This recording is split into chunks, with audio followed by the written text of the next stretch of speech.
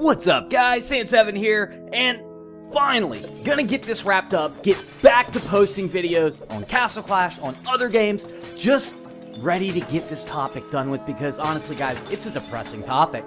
Now, the real crime, if you take anything from it, understand this, these developers are creating games to take advantage of the hardcore gamer, the passionate gamer, the gamer that's compulsed to play the game, and they're taking that, using operant conditioning, which, by the way guys, is a way to control choice, and they are turning the gaming habit into a spending habit, a spending compulsion, a spending addiction. It does go that far. Most articles, all articles basically, videos, they stayed away from the addiction versus the compulsion aspect. I'm going to go into that. I have experience with both, but that's a little later in the video. Now, what you're watching gameplay-wise is Smash It. This is a game that just gets it right. Not only is there mastery and skill involved, very much so, but there's also something that's extremely hard to program for, and that is that flow of a game that brings about the zen-like trance where you're playing, it's moving faster and faster and faster and faster, you're just taking care of everything, but your mind can drift off, it's kind of somewhere else, and that state, that's awesome. Now that's one of the things in gaming that I love, and types of games like this, they're hard to come by, but when they do, I enjoy them. And they're a lot better than a game, say like E-Republic, where it turns out there was a guy playing it, dropped 30 grand, realized that it's a PvP spreadsheet game where one side spends money, well, the other's got to spend more money to win. That's what it is at its core.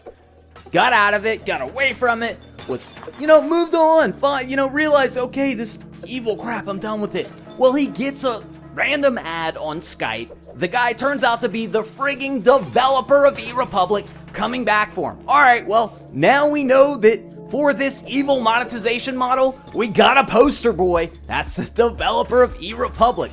That is the mentality of these models that are being created.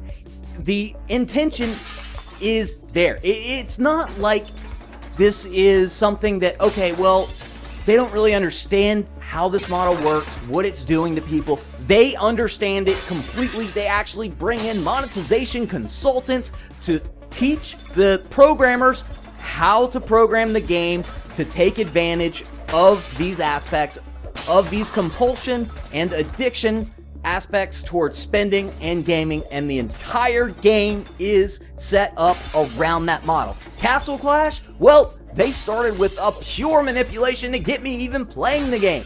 I normally find my games by going to the Google Play Store, top new games, look at the ratings. If it has a high rating in a genre I like, I'll check it out. Or if it's just a 4.9, 4.8, auto download. Well, turns out Castle Clash was a 4.9 because they offered in-game currency, but you had to 5-star the app. So me finding the game, well, that was them manipulating the rating, and their 4.6 rating right now has a lot to do with all those previous people that rated it, left the game, and they're not coming back to edit that again. So the slap on the wrist they get from Google when Google comes in is just enough to get rid of that little aspect for those gems for 5-starring it. They also got rid of World Chat at that time and the blatant hacking, but not all the hacking. No, because those hackers represent, some of them, that 0.02% of the gamers that are whales. And that's where their profit comes from. You start taking those away, you start hitting the bottom line in this game. And when you're relying on 0.02% of your gaming population to fund your game and your profits, then you keep them. Because only a very small percentage of players are even susceptible to these methods, as well as having the means, the money, to spend and get into that category of whale. So it takes a lot of things coming together to get a player like that. Now, once you do, then you start hitting them with the progress gates such as Pumpkin Duke. Check out my reaction in the description with the link below. I freak out. I freak out because I was all in. This is when I realized the game was absolutely addictive. And not just compulsion, addiction, guys. The difference being that when you're addicted to something, you cannot stop even though you know it's harmful. The outcomes are inevitably going to be bad, but I was spending well beyond my means to the point of giving plasma to roll a damn hero. That's how this game works. Now, it's not that far off from other addictions such as alcohol, such as drugs, because I've dealt with that in the past myself. I dealt with an opioid addiction, and kicking that was a bitch. Now, while Castle Clash can be addictive, it is not on that level. It doesn't have the physical dependencies such as opioids. And opioids, guys, those are pills, like pain pills. So, no, it is not in that same level. However, when it comes to alcohol, I would put it, right there along with it. It's also kind of similar because, well, you go out to drink, you start drinking, you get a buzz. You go to play CC, you spend a bunch of money, you get a buzz, as long as you get something good. But either way, you wake up in the morning, oh fuck, where's my money gone? Feeling like shit. Now, try combining the two, waking up and saying, where's my Druid's Revite? But seeing Cupid there. Well, all is well in the world because the next progress gate's been passed. Who cares about it? One talent, that, yeah, I can get that back, not that important, blah, blah, blah. It didn't matter a single bit at the time. One of the things that CC has served for me in the past is a replacement addiction, because the best way to get past any type of addiction is to replace it with something else that is not harmful. Well, I replaced my opioid addiction with gaming. That's what I did. I started playing Call of Duty all day, every day, in all my free time, so I didn't have to think about the cravings, any of those aspects. I traded one addiction for one that was much healthier, while being more expensive though.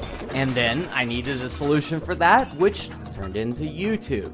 Now, YouTube by itself started to pay enough to cover any gems that I would need, and even though I didn't spend much after Pumpkin Duke, I saw what it was. Then after playing on Mr. Ninja's account, I got the spending bug back again and got into the game, started spending a bunch again, and to feed that, I started doing promotions, which was something I had stayed away from, didn't want to do any paid promotions, and yeah, I sold out.